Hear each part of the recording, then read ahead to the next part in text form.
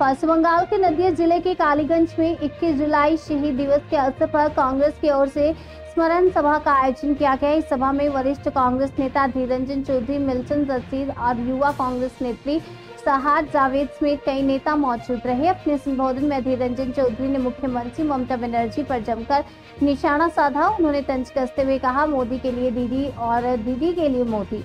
अधीर ने यह भी सवाल उठाया कि क्या ममता बनर्जी शहीद तमन्ना के घर सिर्फ इसलिए नहीं गई क्योंकि वे किसी जाति विशेष से थी। उन्होंने शहीद दिवस के प्रचार को लेकर भी नाराजगी जताई और कहा कि पोस्टरों में ममता और अभिषेक की तस्वीरें थी, लेकिन असली शहीदों की तस्वीरें गायब थी। अधीर ने ममता के शब्द होगा बयान को लेकर भी कहा कि तृणमूल कार्यकर्ताओं को हथियार जमा करने का संकेत है। इसके साथ ही उन्होंने राज्य में रोहिंग्या घुसपैठ को लेकर भी सरकार पर सवाल उठाया और अंत में तीखा आरोप लगाया, आप जैसा कोई भी बीजेपी की इतनी दलाली नहीं करता दीदी।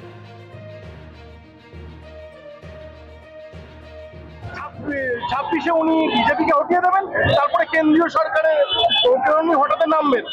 এই ব্যাপারে বিষয়টাকে আপনি কিভাবে দেখছেন? কিছুভাবে দেখছি না। মমতা ব্যানার্জির তার ক্ষমতা টিকে থাকার জন্য ছলা কলা কৌশলের তো কোনো ত্রুটি কখনো রাখেন না। তাই শহীদ দিবসকে কেন্দ্র করে শহীদদের জন্য তার মুখ দিয়ে একটাও কথা বার হয়নি। তার নিজের ক্ষমতা প্রদর্শনের এবং ক্ষমতা জাহির করার মধ্য দিয়ে তিনি প্রমাণ করতে চেয়েছেন বাংলায় আবার তিনি ফিরে আসবেন। এবং তিনি খুব পরিকল্পিতভাবে যেটা বাইনারি করছেন, যে বিভাজন করছেন বিজেপি ভার্সেস টিএমসি, কিন্তু পশ্চিমবঙ্গে বারবার বিজেপি ভার্সেস টিএমসি হবে না। বাংলার মুখ্যমন্ত্রী আপনি মূর্খের স্বর্গে বাস করছেন। যদি ভেবে থাকেন আবার এই ফলাফল 2021-এর মতন হবে, তা হবে না। এই বাংলায় ধর্মনিরপেক্ষ শক্তির উত্থান হতেই হবে। এই বাংলার মানুষকে বারবার বোকা বানানো যাবে না। মোদি দিদি চাই, শুধু তাদের ভোটটা বিভাজিত হোক নিজেদের মধ্যে। মোদির জন্য দিদি আর দিদির জন্য মোদি। বাংলার বেকার যুবকদের জন্য চাকরির গল্প নেই, বাংলার শিল্পের কথা নেই, বাংলার উন্নয়নের কথা নেই। বিজেপি ভূত দেখি আমাদের কি করবে? ভারতবর্ষের কংগ্রেস একা বিজেপিকে 100 বছর ধরে রুখেছে। ভারতবর্ষের কংগ্রেসের ক্ষমতা যে বিজেপিকে রুখার। আপনার মতো বিজেপি দালালি করে বিজেপি সরকারের মন্ত্রী কোনোদিন ছিল না। আপনার মতো বিজেপি দালালি করে এই বাংলায় বিজেপিকে কেউ আমন্ত্রণ করে নিয়ে আসেনি। আপনার আমলে এই বাংলায় আরএসএস এর শাখা সংগঠন বেড়েছে, বাকি সমস্ত দলের অফিস আপনি বন্ধ করে দিয়েছেন। তাই বিজেপির আপনি দালাল, বিজেপির দালাল মমতা, সেটা আগামী দিনে বাংলায় আমরা প্রমাণ করে ছাড়বো। তাতে বলবে ও দলে সব চোর কাকে রেখে কাকে ছাড়বে। আজকে আমাকে একটা মেসেজ করেছে একটা লোক, যে যদি কোনো ধর্ষক দেখছেন এলাকায় নাই, যদি কোনো চোর এলাকায় নাই, যদি কোনো ধাপ্পাবাজ এলাকায় নাই, যদি কোনো চিটার এলাকায় নাই, যদি কোনো চাকরির নামে টাকা খেয়ে পালিয়ে যাওয়া কোনো ব্যক্তি এলাকায় নাই, তাহলে সব ওই সভাতে আছে, সব ওই সভায় চলে গেছে। তাই দিদির দল তো চোরের দল, দিদি তো চোরদের রানী, তা তিনি তো চোরদেরকে রক্ষা করবেনই। চোর যদি রক্ষা না করে দিদি নিজেকে রক্ষা করবেন কি করে?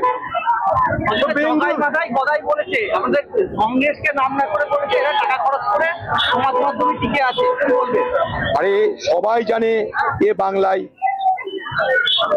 মোদি আর দিদি দুই ভাই বোন। বিভ্রান্ত হবে না বাংলার জনগণ। বলছি যে এবার শুধুমাত্র বলেছেন ভাষা আন্দোলন শুরু করবে। কারণ যে ভাষা আন্দোলন 1952 সালে বাংলাদেশে হয়ে গেছে। আপনি জানেন না কিছু ইতিহাস, তো কি করা যাবে? ভাষা আন্দোলন এর মধ্যে ইউনেস্কো রেকগনিশন পেয়ে সারা পৃথিবীতে আন্তর্জাতিক ভাষা দিবস হিসাবে 21শে ফেব্রুয়ারিকে গ্রহণ করেছে। তিনি ভাষা আন্দোলনের নামে কি চাইছেন? এই বাংলা থেকে সব অবাঙালি থেকে মেরে তাড়িয়ে দেবে নাকি কি চাইছেন? তিনি ভাষা আন্দোলনের নামে বাংলার বাঙালিদেরকে ঐক্যবদ্ধ করে ভোট চাইছেন? কি চাইছেন? তিনি জানেন কি যে ভাষা আন্দোলন পৃথিবীতে হয়ে গেছে, ভাষা দিবস পৃথিবীতে পালন হয়। আজকে তার কাছে বলার মতন কিছু নেই।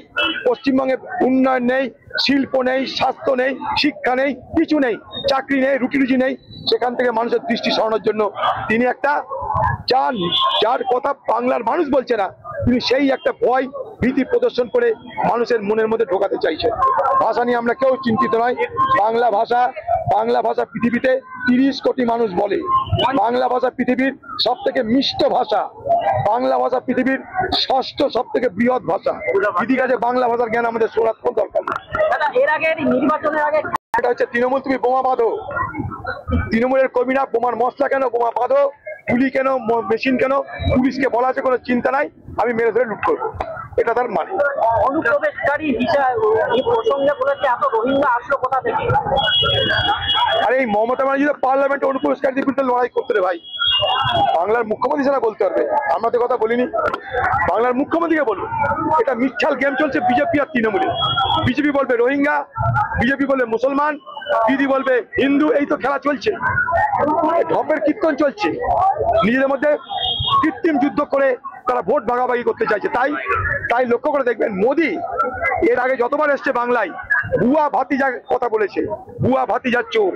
এবার কিন্তু মোদি দুবার পশ্চিমবঙ্গ ঘোরা হয়ে গেল, বুয়া ভাতিজা কথা মোদি মুখে উচ্চারণ করেনি। আর মোদির সঙ্গে বুয়া ভাতিজার খুব ভালো সম্পর্ক। আরেকটা প্রশ্ন হচ্ছে যে নদীয়াতে বিভিন্ন পরিচয়